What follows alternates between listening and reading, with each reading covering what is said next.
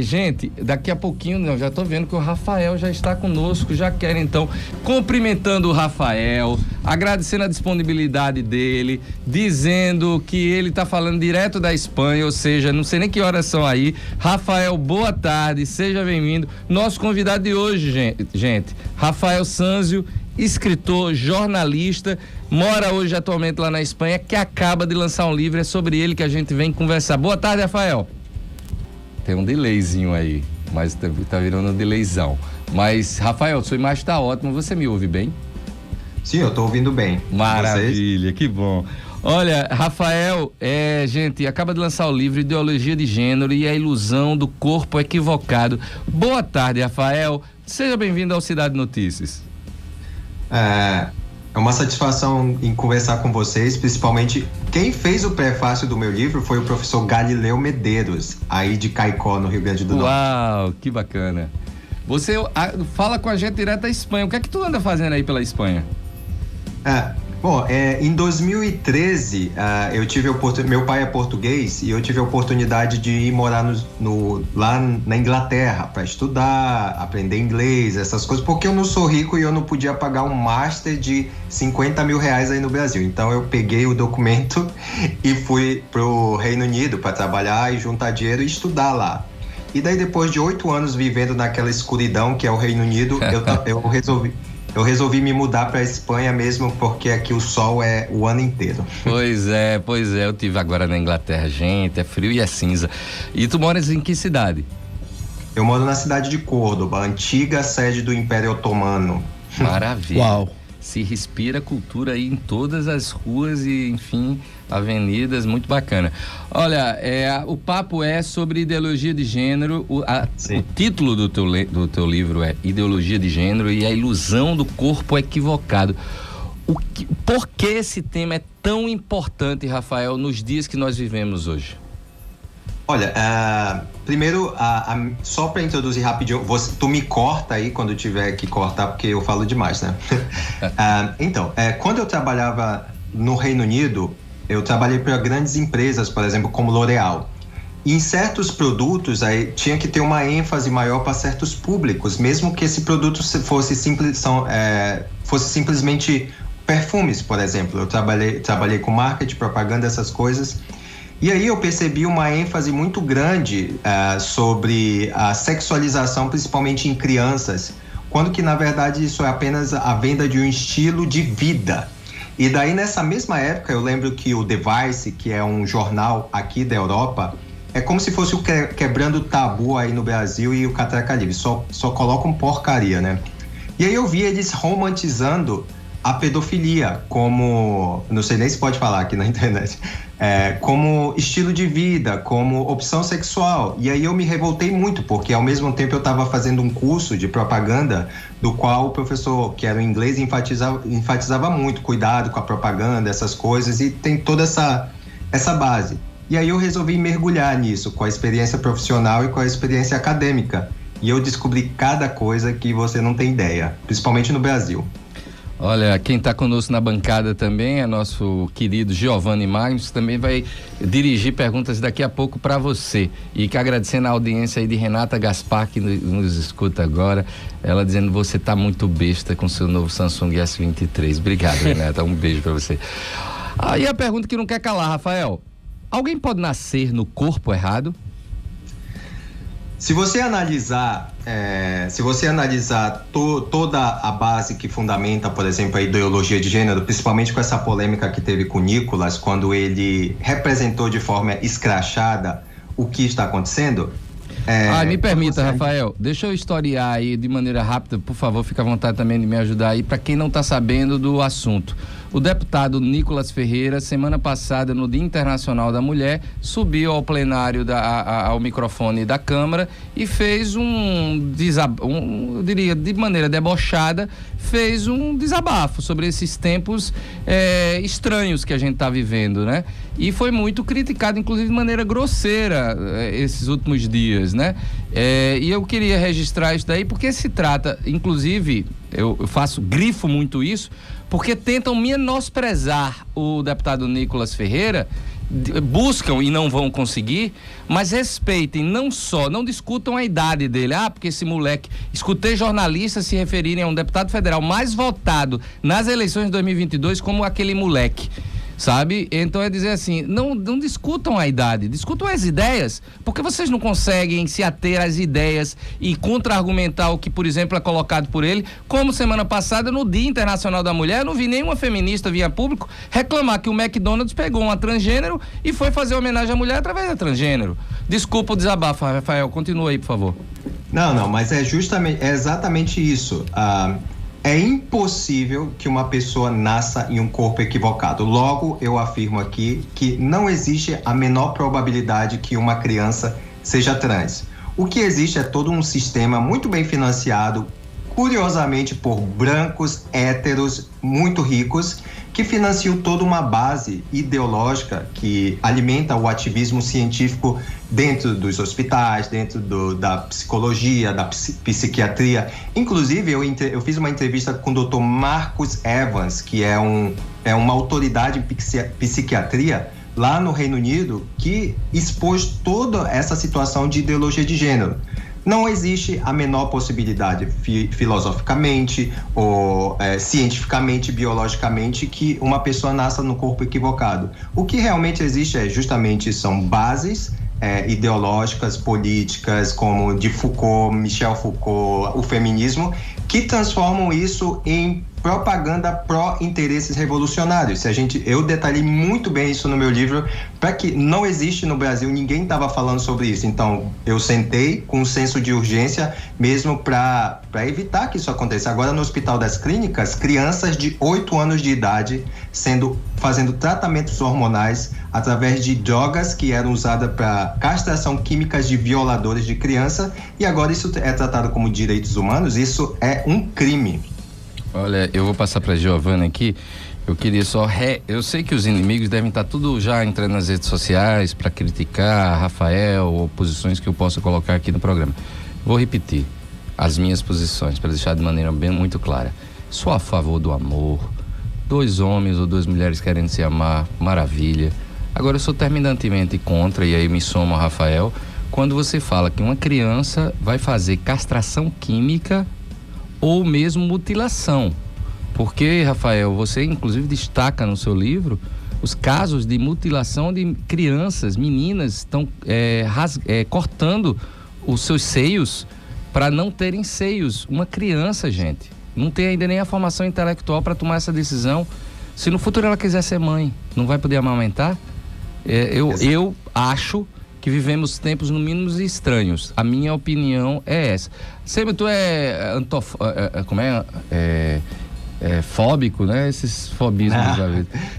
Não existe. Não existe isso. Eu sou a favor do amor antes de tudo. Não tenho problema nenhum com isso. Agora, o que eu acho, e aí tenho por isso que aberto o microfone, não só para pessoas como o Rafael que estudaram um assunto para vir conversar com a gente, como também pessoas que vêm discutir coisas no caminho oposto. Eu quero aprender.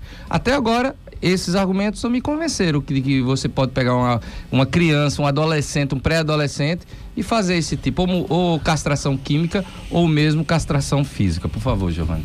Rafael, boa tarde. Existe na sua pesquisa, as fontes de pesquisa que você fez para poder embasar o seu livro, existe alguma situação na Europa ou em outros países que a gente considera desenvolvidos ou mais desenvolvidos do que o Brasil, situações legais onde permitem que, por exemplo, escolas elas trabalhem a ideologia de gênero ou algo que seja semelhante à ideologia de gênero como a gente entende aqui no Brasil? Olha, nos Estados Unidos, obviamente, existe todo um sistema de educação voltado à ideologia de gênero. Obviamente, não são todos os estados, mas os principais estados, como estados lá em Nova York, Califórnia, dentre tantos outros. Inclusive, eu tenho um amigo que ele era professor universitário e técnico em escolas de alto nível. E aí, ele percebia que a ênfase da ideologia de gênero dentro dessas escolas é muito grande. existe um calendário que vai o ano letivo aqui começa em setembro, outubro, até junho, simplesmente enfatizando o dia, por exemplo, do trans, dia da visibilidade trans, dia disso, dia daquilo, quando que, na verdade, eles estão empurrando ideias, e as pessoas trans, elas são tratadas como super-heróis. Eu também mencionei, às vezes eu vou falar alguma palavra em espanhol, porque aqui onde eu moro não tem brasileiro, eu só falo espanhol. Vai lá. Existem, por exemplo, cartilhas e manuais nos Estados Unidos, foi o que tentaram implantar aí com o kit gay aí no Brasil, mas nos Estados Unidos, isso já vigora há muito tempo, e é puramente, assim, é como se fosse uma aula de como ter relações sexuais homossexuais, principalmente. No entanto, o que a gente percebe que isso não tem nada de científico, eles meio que estão puxando uma agenda goela abaixo. Outro ponto importante é que nas escolas nos Estados Unidos, eu até citei algumas séries de TV que mencionam isso, como Good Trouble, depois eu comento mais sobre isso. E assim, por exemplo, os pais, se a criança se autodiagnostica, que não existe nenhum exame que prove que uma pessoa pode ser trans, uma criança, o meu ponto é com as crianças, não me importa o que o adulto faça, mas sim as crianças. Se uma criança se autodiagnostica como trans, e aí os pais não podem saber, e consequentemente a escola meio que colui com a criança, que não pode decidir nada, envia ela para clínicas de afirmação de sexo. Afirmação de sexo / hormonação química e castração química, e também castração física. Pois é, olha, vivemos tempos esdrúxulos, como eu costumo dizer. E eu quero grifar também, aproveitando esse tema que a gente coloca aqui, que eu fiquei triste, porque esse programa, Rafael, só pra gente destacar o nosso trabalho aqui também, que eu me acho, se você disser, você que é jornalista, Sêmio, como é teu programa? Eu me acho uma revista, nos acho uma revista radiofônica. A gente está conversando com você sobre esse tema importantíssimo, daqui a pouco a gente vai conversar sobre negócios. Semana passada, por exemplo, a gente recebeu um historiador aqui para falar sobre as mulheres no Rio Grande do Norte. Ou seja, esse programa aqui a gente se abre no mínimo para um bate-papo bacana. E semana passada a gente fez toda uma semana ligada ao Dia Internacional da Mulher, a Semana da Mulher.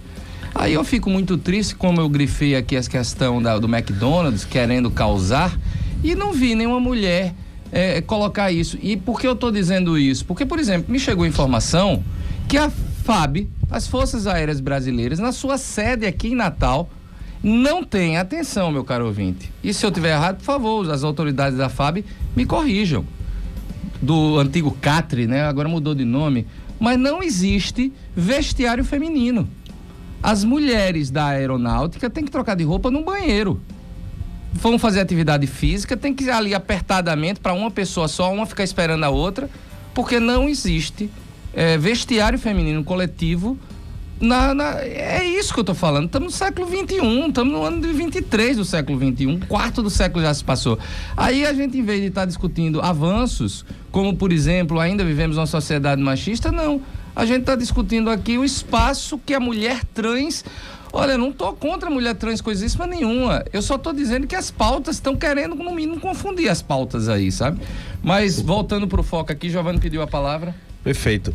Sêmio, eu estava discutindo com minha família, né, essa situação, inclusive do Nicolas. Na semana passada eu comentei aqui, na sexta-feira, sobre o pronunciamento do Nicolas Ferreira, e eu disse que eu só discordava que ele tinha colocado a peruca e feito de picadeiro um lugar tão importante quanto a Câmara Federal, mas eu concordo totalmente com a manifestação dele. E aí eu queria também trazer o Rafael para o debate, né, e perguntar a opinião dele, mas o que eu estava discutindo com minha esposa, por exemplo, era que ela estava me lembrando que Angelina Jolie, ela criou a filha dela como um menino durante um bom tempo, e acho que hoje a menina que tem 17 anos não se enxerga como menino. E ela ficou... Sim, já voltou. E ela ficou com um passado. Pois é.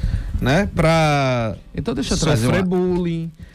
Um passado aonde as pessoas vão lembrar disso, ficaram registros de fotos, de vídeos, né? Então, até aonde o pai ou a mãe que tem esse entendimento, que eu não vou julgar aqui se o entendimento dele é desviado da realidade ou não, mas até onde o pai ou a mãe que tem esse entendimento, ele pode interferir na criança tão jovem, né, de 3, 4, 5 anos de idade, dizendo que ela se identifica como outra pessoa, quando a criança, na verdade, ela está se descobrindo para o mundo. Sem dúvida. A pergunta me soma a ela, mas eu só quero trazer um dado então recentíssimo. Um dado da semana passada, meu Deus, não, agora 2022, é de julho de 2022. A adolescente de Chloe Cole, 17 anos, foi bastante agitada. Aos 13, ela realizou uma transição hormonal para elevar seu nível de testosterona. Uma menina nasceu menina, ela quis ser menino. 2 anos depois, foi além e removeu os seios. Só que agora ela está arrependida, ela que foi ao parlamento da Flórida como um case ela diz, abre aspas para ela, eu não entendia nenhuma das decisões médicas que estava tomando. E ela fez quer agora ser menina, só que foi mutilada quimicamente e fisicamente. E agora, né? E agora? Então, eu acredito que você conheça esse caso, mas eu trago também para se somar a pergunta de Giovanni, Rafael. Sim.